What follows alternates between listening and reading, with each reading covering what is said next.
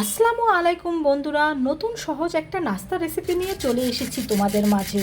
মুচমুচে মজাদার এই নাস্তাটি বাসায় মাত্র একটা আলু থাকলেই খুব সহজেই তৈরি করে নিতে পারবে, আর খেতেও হয় দুর্দান্ত।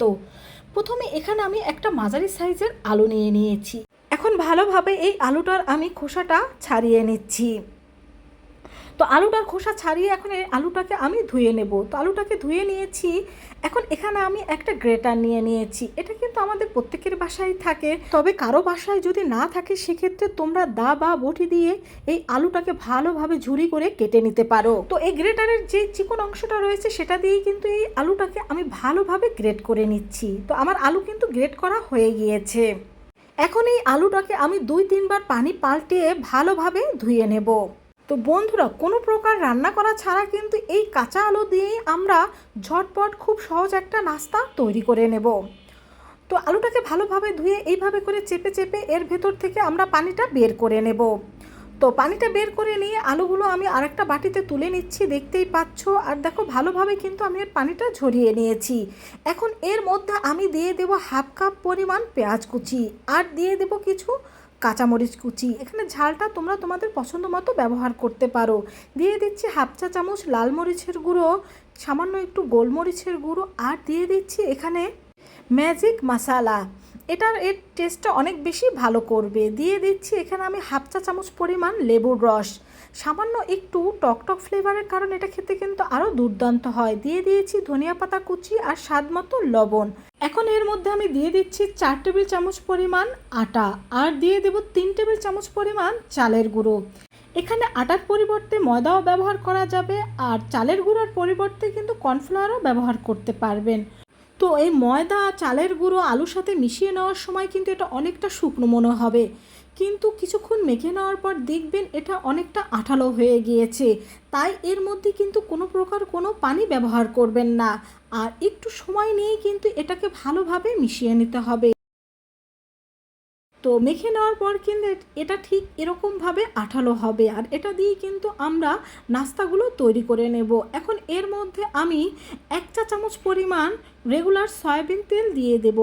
আটা এবং চালের গুঁড়ো কিন্তু তেলে ভাজার সময় প্রচুর পরিমাণের তেল শুষে নেয়। এই তেলটা দিয়ে মেখে নেওয়ার কারণে কিন্তু এই নাস্তাটা খুব কম তেল শুষে নেবে। তো তেলটার সাথেও এটাকে আমি ভালোভাবে মিশিয়ে নিচ্ছি, দেখতেই পাচ্ছেন। আর এখন কিন্তু নাস্তা বানানোর জন্য এটা একেবারে পারফেক্টভাবে তৈরি। এখন হাতটা ধুয়ে নিয়ে আমি হাতে সামান্য একটু তেল মেখে নিয়েছি। এখন এখান থেকে অল্প অল্প করে নাস্তার এই ডোটা নিয়ে আমরা নাস্তাটা তৈরি করে নেব। তবে এই নাস্তাটা কিন্তু আমি একটু লম্বা শেপের তৈরি করে নেব, তোমরা চাইলে কিন্তু গোল শেপেরও তৈরি করে নিতে পারো।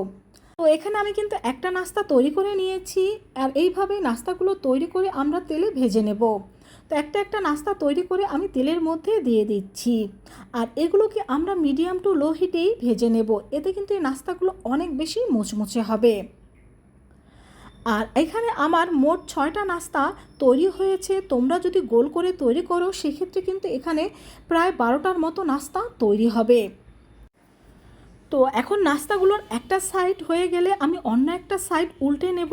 আর বন্ধুরা, তোমরা কিন্তু দেখতেই পেলে কত সহজভাবে একটা কাঁচা আলু আর বাসায় সামান্য একটু আটা থাকলে খুব সহজেই কিন্তু এই নাস্তাটা তোমরা তৈরি করে নিতে পারবে। আর এই নাস্তাটা খেতে যে কতটা অসাধারণ হয় সেটা তোমরা তৈরি করে খেলেই বুঝবে।